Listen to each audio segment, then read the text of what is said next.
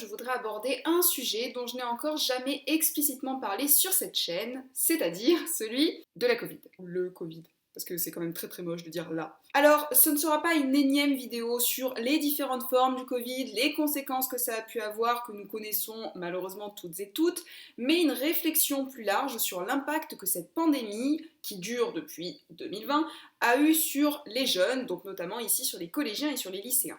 Parce que je peux vous assurer que les élèves de cette génération 2020, 2022, certainement 2023 et peut-être plus longtemps en fonction de quand ça s'arrêtera, eh bien ont été fortement impactés dans tous les aspects de leur vie, que ce soit leur vie personnelle mais également dans leurs apprentissages. Et je trouve ça intéressant de mesurer et de voir justement eh bien, l'impact que ça a pu avoir. Donc cette vidéo, elle sera en deux parties, avec une première partie qui est une partie plutôt théorique, d'apport justement en se basant sur des enquêtes qui ont été menées sur l'impact du Covid sur les élèves, et une seconde partie où je vous livrerai une analyse un peu plus personnelle de ce que moi j'ai pu constater sur le terrain. Sur le site viepublique.fr, il y a plusieurs enquêtes qui ont été réalisées, après vous en avez aussi qui ont été réalisées par l'IFOP, qui est donc l'Institut d'études d'opinion, ou différentes enquêtes qui ont été réalisées par des hôpitaux, par des journalistes, et qui, de manière générale, nous disent tous que la crise sanitaire a affecté les jeunes de moins de 18 ans, et les moins jeunes bien entendu, mais là on s'intéresse aux mineurs, notamment en générant ou en aggravant des expressions de mal-être, voire parfois même de détresse psychologique et d'angoisse. Donc, même si de manière large, on va avoir tendance à dire que les jeunes ont été moins impactés que les personnes âgées sur le plan médical, ou que les adultes, par exemple, sur le plan financier, ou bien que les entreprises, eh bien, ils ne sont pas pour autant épargnés par les conséquences que le virus a eues sur la société et sur nos vies à tous. Et ils subissent non seulement la précarité économique de leurs parents, les problèmes de santé qu'ils ont pu voir chez leurs grands-parents, puisque parfois certains même ont perdu des personnes dans leur famille, et également une rupture sociale, affective et psychologique dans leur vie de tous les jours. Alors justement, quels ont été les impacts sur la santé des jeunes ?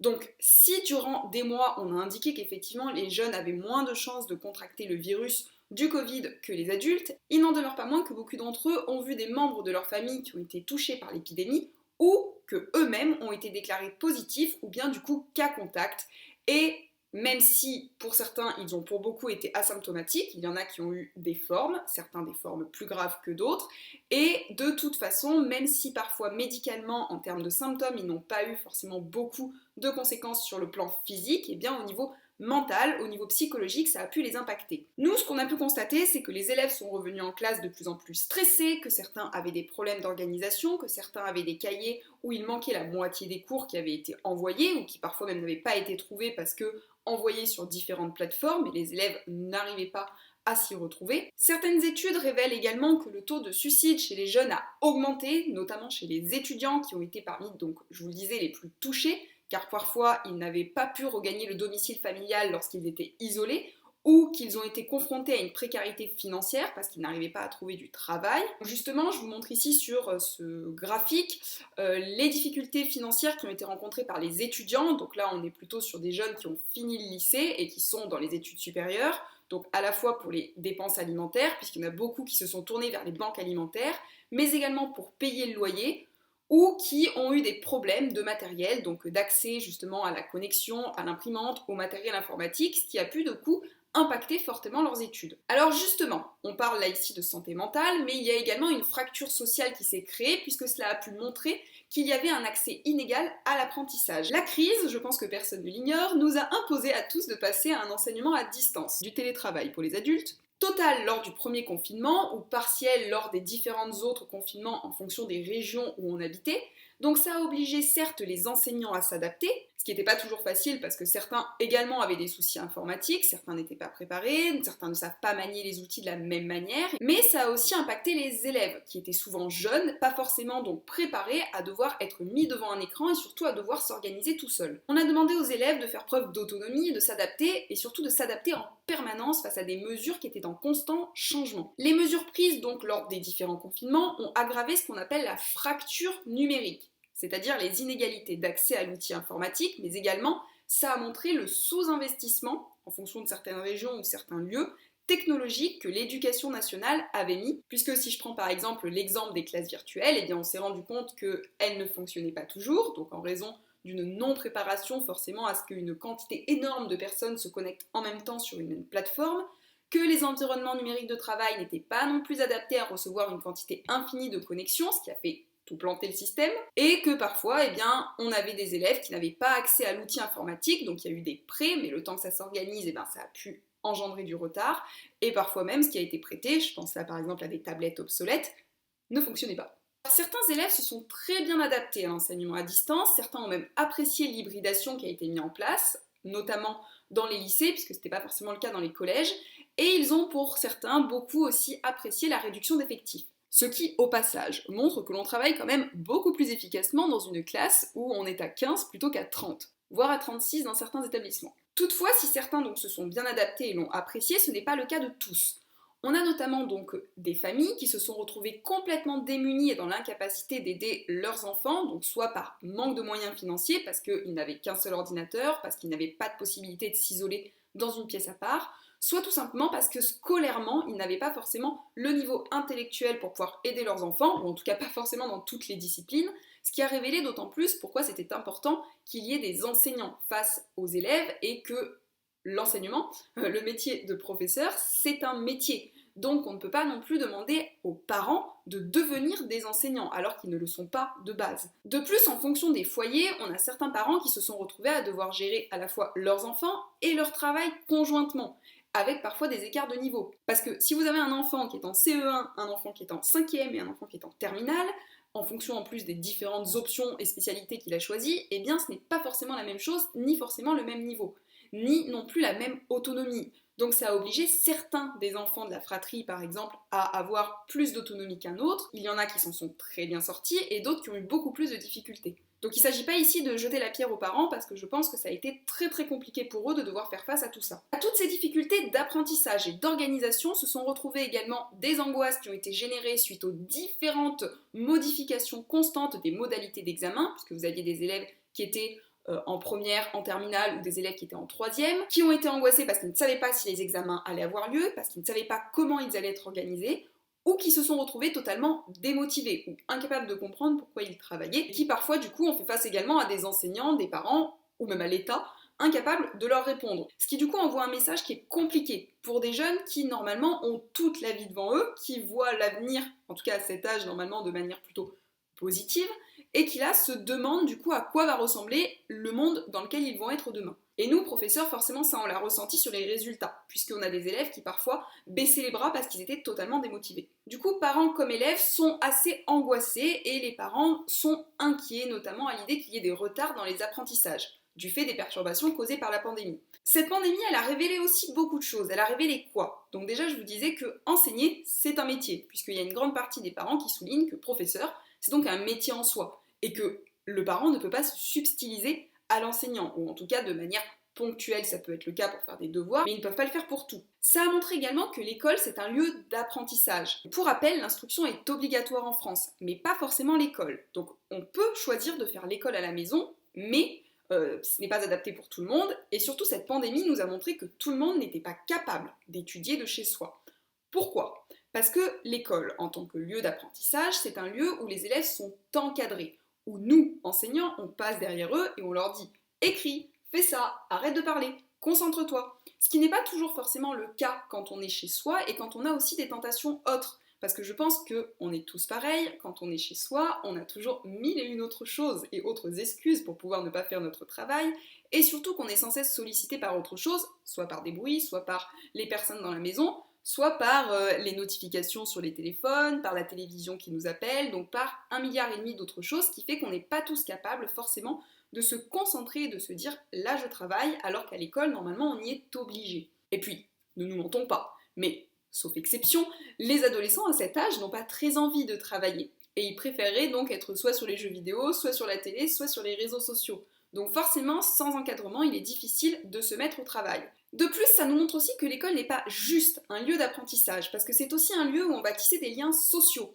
Donc, effectivement, s'il est vrai que certains ont apprécié le fait d'être mis à distance avec l'école, je pense ici là notamment aux élèves qui étaient victimes de harcèlement scolaire, d'autres au contraire se sont retrouvés isolés et complètement exclus de leurs amis. Donc, certes, on a la chance aujourd'hui de pouvoir continuer à communiquer avec les gens via les réseaux sociaux, parce qu'imaginez le même confinement il y a 50 ans, et que les réseaux sociaux ont pris le relais donc pour justement pallier à la vie réelle, et ben du coup ça a généré d'autres problèmes parce que ça a généré un allongement du temps d'écran en plus du temps scolaire. Et justement, les dernières études qui ont été menées sur la santé des jeunes, donc notamment par l'ONAPS, qui est l'Observatoire national de l'activité physique et de la sédentarité, ont montré qu'un peu plus de 50% des adolescents ont réduit leur activité physique lors des différents confinements et que plus de 90% des jeunes, et je pense des moins jeunes, ont passé en moyenne, et là on est bien sur une moyenne, plus de 2 heures par jour donc sur les écrans, qui est la moyenne de temps d'écran recommandé, je suis persuadée que personne ne le tient, et qu'on enregistrait une moyenne qui allait de 4 à 6 heures par jour sur écran. Ce qui veut dire que comme on est sur une moyenne, il y en a des beaucoup plus hauts en termes de temps d'écran et des beaucoup plus bas forcément.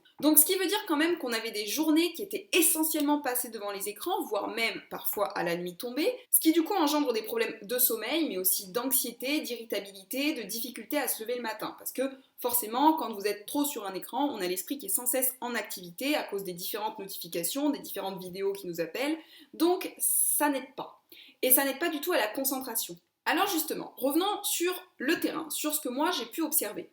Alors il faut déjà savoir que j'ai commencé à travailler au collège en 2018, donc mon expérience de terrain avant le Covid est fortement limitée. Mais même là, je peux quand même vous assurer qu'il y a une nette différence entre les élèves que j'ai rencontrés en 2018 et les élèves que j'ai vus partir au lycée en 2021.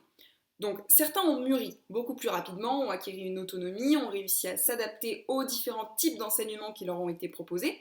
et sont restés extrêmement connectés et concentrés et ont réussi du coup à faire leurs études, et cela je trouve qu'ils ont gagné une adaptation que nous peut-être on n'aurait pas eu à leur âge. Mais par contre à l'inverse on a quand même constaté que certains élèves ont totalement été perdus ou alors ont décroché, parce qu'on a quand même des élèves qui n'ont pas lu et ouvert un seul mail durant tous les confinements qu'on a eu, donc après pour X ou Y raison, ou alors qui lorsqu'ils passent en hybridation eh bien, ne travaillent absolument pas à la maison, que certains considèrent que l'enseignement hybride ou le confinement ce sont des vacances. Donc la fracture sociale elle s'est quand même aggravée entre les élèves qui eux savent s'adapter, les élèves qui n'ont pas la capacité de le faire, et surtout on a vu la différence entre des élèves qui avaient à la maison un suivi, donc de la part des parents, qui parfois l'ont fait au prix d'un stress et même d'un retard sur leur propre travail, et des élèves qui au contraire n'étaient pas suivis, encore une fois pour mille et une raisons différentes, qui peuvent aller du manque de matériel à l'impossibilité d'aider son enfant tout simplement. De plus, comme je vous parlais d'un allongement du temps d'écran, de difficultés liées au sommeil et d'angoisses qui sont générées, on a vu des élèves qui sont revenus avec d'énormes difficultés de se concentrer, donc qui n'arrivaient pas, qui se levaient même en classe, qui demandaient à sortir constamment pour aller aux toilettes, qui bougeaient sans cesse, qui jouaient avec tous leurs crayons, donc oui, ça se faisait avant, mais là j'ai vraiment l'impression que c'est accentué. Et surtout, on parle ici de stress, mais encore cette année, plus encore ces derniers mois, avec le nouveau variant, on a eu des élèves qui ont été confinés, déconfinés, cas contact, vaccinés, pas vaccinés, les mesures ont changé en permanence, on leur demandait de produire des attestations à J+1, J+2, J+3, J+2, J+25.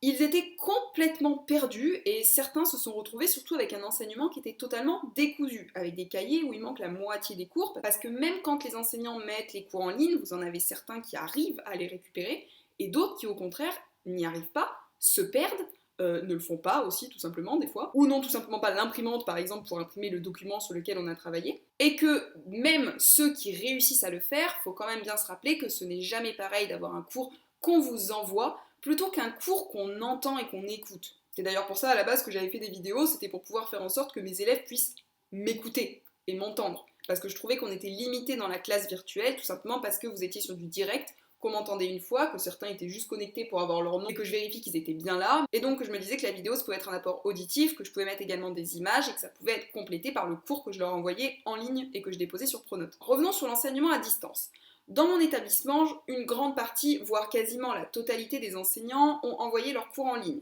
Alors, avec parfois effectivement des débuts un peu compliqués parce que lors du premier confinement, en mars 2020, la première semaine, on a tous voulu envoyer une quantité énorme de travail avant de se rendre compte que ça ne servait strictement à rien, qu'il valait mieux faire de la qualité plutôt que de la quantité. Mais bon, après on s'est adapté. Dans mon établissement, on a pour la majorité contribué à l'enseignement à distance. Mais ce n'est pas le cas forcément de tous les établissements scolaires. Donc soit parce que certains enseignants n'arrivaient pas à utiliser l'outil informatique, donc ont rencontré les mêmes difficultés que des élèves, soit tout simplement parce que certains n'ont pas fait leur travail, on va pas se mentir. Donc on a des élèves qui ont pu se sentir perdus parce qu'ils n'arrivaient pas à s'organiser, ou au contraire qui ont pu être angoissés face au flot de mails qui pouvaient leur arriver, ou à l'inverse, des élèves qui se sont sentis totalement abandonnés et démunis par des enseignants qui n'avaient pas envoyé de travail. Et enfin, pour ce qui concerne le retour au collège, il faut quand même savoir que les élèves ont dû s'adapter à toutes les nouvelles modalités, tous les nouveaux protocoles qui sont sortis et qui n'ont pas cessé de changer depuis quand même 2020, avec le port du masque, le gel hydroalcoolique, l'obligation de manger une classe par table à la cantine, à un moment donné on était sur une classe par salle, la limitation des brassages dans le couloir, les fermetures puis les réouvertures des gymnases et des espaces sportifs. Je salue au passage mes collègues d'EPS qui ont dû faire des cours d'EPS théoriques ou faire du sport en ligne lors des différents confinements. On a quand même eu un moment donné où les élèves étaient hyper excités quand on était obligé de les contenir à l'intérieur des classes, tout simplement parce que ce sont des ados, donc il y a des moments donnés où entre deux cours ils ont besoin de s'aérer et qu'on n'avait pas le droit de les faire sortir pour limiter le brassage, donc je vous dis pas quand on arrivait en classe. On avait l'impression d'être sur une scène de théâtre, d'essayer de capter l'attention et de faire « Coucou, je suis là !» avec des élèves qui n'avaient absolument pas envie de travailler et qui avaient beaucoup de difficultés surtout pour se reconcentrer. Parce que mine de rien, au collège, au lycée, à l'université, le fait de changer de salle, ça permet aux élèves aussi de s'aérer et surtout vraiment de partitionner en se disant « Ok, je passe de cette matière à cette matière-là ». Alors que quand c'est nous qui débarquons en faisant « Coucou », c'est compliqué. Après, je sais qu'il y a des établissements qui fonctionnent comme ça tout le temps, mais nous, par exemple, qui n'étions pas habitués à ce fonctionnement, et ben les élèves, ça a aussi contribué à les chambouler. Et alors, je ne vous passe même pas sur le fait de devoir leur rappeler constamment que le masque se porte sur le nez, parce que ça, le nombre de fois où on a dû le dire, ou alors des élèves qui baissent leur masque et qui toussent sur leurs camarades, et on dit « Tu es sûr que c'était approprié de faire ça ?» Ça, c'est aussi des petits soucis au quotidien qui se rajoutent, parce qu'il faut constamment, du coup, faire la police. Et franchement, c'est épuisant, vraiment. Bref, tout ça pour vous dire que ça a engendré du stress et un épuisement constant, et ça je pense qu'on est tous d'accord sur ce point-là. Sans compter que, et je vais finir là-dessus, je pense que cela a également engendré une surcharge cognitive chez les enseignants, chez les élèves, chez les parents, chez tout le monde. Personnellement, l'enseignement à distance, aujourd'hui, ça me stresse tellement que quand je vois des réunions à distance apparaître, je suis déjà devant mon écran d'ordinateur en train de me dire « il va y avoir 1,5 milliard de mails !» Il y a tellement de choses à penser que le cerveau, il arrive à saturation. Et les mails pleuvent tellement en permanence, que ce soit pour les élèves, pour les parents, pour nous, on est sans cesse sollicité et sursollicité, que finalement, je pense que les angoisses aussi, la fatigue et la surcharge cognitive, c'est énorme, hein, et puis c'est très compliqué à gérer. Et ça, franchement, je sais pas les conséquences que ça aura sur le long terme. Voilà, j'en ai fini avec cette vidéo. J'ose espérer quand même que les choses vont s'arranger avec le temps, hein, que les élèves de cette génération n'auront pas pris non plus trop de retard dans leurs apprentissages et qu'ils n'auront pas trop d'impact sur leur vie future, car honnêtement, je n'aurais pas voulu vivre cette période à leur âge. Et là, je parle en termes des collégiens avec qui je travaille, des lycéens que je vois aussi et que je connais parce que certains sont d'anciens élèves, mais même en termes d'étudiants, la vie étudiante, c'est la vie où on commence justement à sortir, à voir autre chose, à prendre de l'autonomie. Donc l'idée de se dire que les cours ont été en ligne, qu'il n'y a pas pu avoir de rencontre, que certains n'ont pas pu sortir, que tout était fermé, je pense que moralement, c'était quand même très très difficile à vivre. Et je suis très contente du coup d'être de la génération d'avant. Je m'arrêterai donc là pour ne pas trop vous déprimer davantage. Je vous remercie d'avoir écouté cette vidéo et d'être toujours aussi nombreuses et nombreux à m'écouter. Je vous remercie pour votre écoute et je vous dis à très bientôt pour de prochains enregistrements.